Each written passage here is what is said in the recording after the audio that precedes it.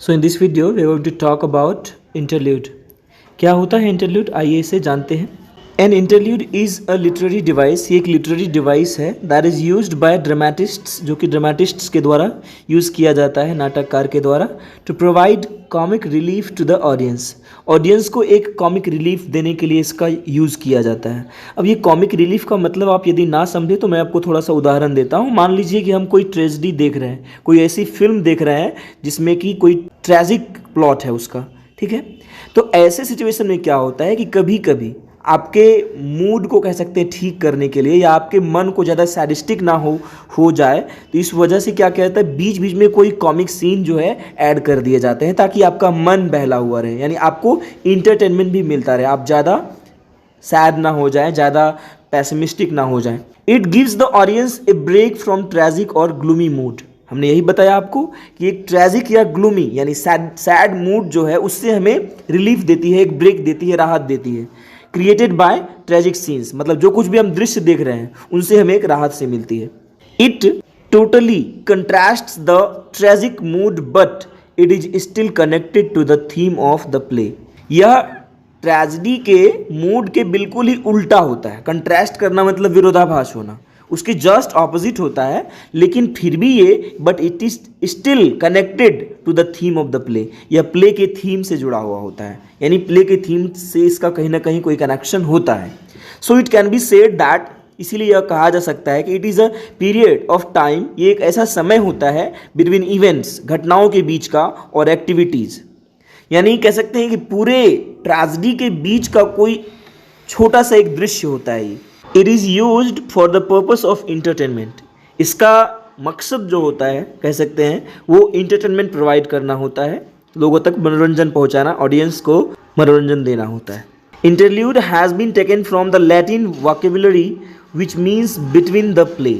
Interlude का मतलब ही होता है बिटवीन द प्ले, यानी प्ले के बीच।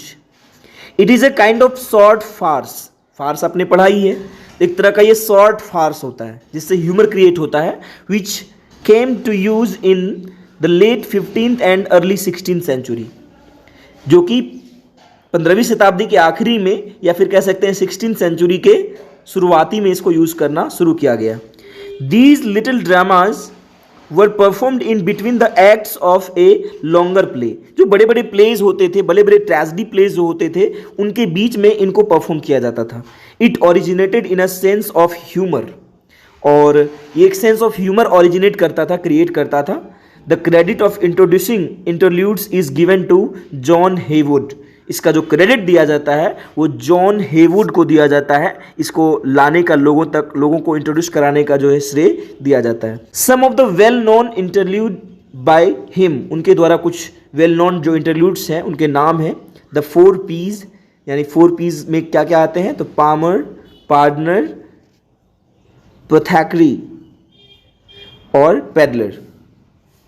फिर उसके बाद है the play of the weather, a play of love and witty, witless, a merry play between the partner, neighbour Pratt, etcetera. कुछ नाम आप इसमें से याद रख सकते हैं ताकि एग्जाम्पल के तौर पर आप लिख सको। जॉन हेवुड के इंटरल्यूड्स यदि ऑब्जेक्टिव्स में भी आए तो आप ध्यान में रखो। स्पेलिंग कुछ थोड़े आपको अलग लग रहे होंगे क्योंकि ये ओल्ड इंग्लिश में लिखे गए, यूज़ किए जाने वाले स्पेलिंग्स हैं, इसीलिए। Therefore we can say that an interlude is an important part of a play. Interlude जो है एक प्ले का इम्पोर्टेंट पार्ट होता है। It is a short dramatic piece often introduced between the parts of miracle and morality plays, और ये अक्सर miracle और मोरलिटी प्लेस के बीच इसको यूज़ करा जाता है। अब ये मिराकल और मोरलिटी प्लेस की बात करें तो इनका मकसद होता है लोगों तक कोई अच्छे मोरल लेसन्स को पहुंचाना। It is also considered an intermediate performance for the purpose of entertainment. इसको ऐसा भी माना जाता है कि ये इंटरटेनमेंट के पर्पस के लिए किसी प्ले के बीच में परफॉर्म किया जाता है। It was performed by the professional और एमेटर्स, यानी जो प्रोफेशनल या नॉन प्रोफेशनल सब तरह के एक्टर्स द्वारा इसको परफॉर्म किया जाता था। एट कोर्ट्स और थिएटर्स, कोर्ट्स में या फिर थिएटर्स में। कोर्ट मीन्स यहाँ पर क्या है, राज दरबार। Most of them were non religious in nature, और अधिकांश जो होते थे ये नॉन रिलीजियस ही होते थे, इनका धर्म से कोई ज़्यादा वास्ता नहीं होता था। So it was interlude.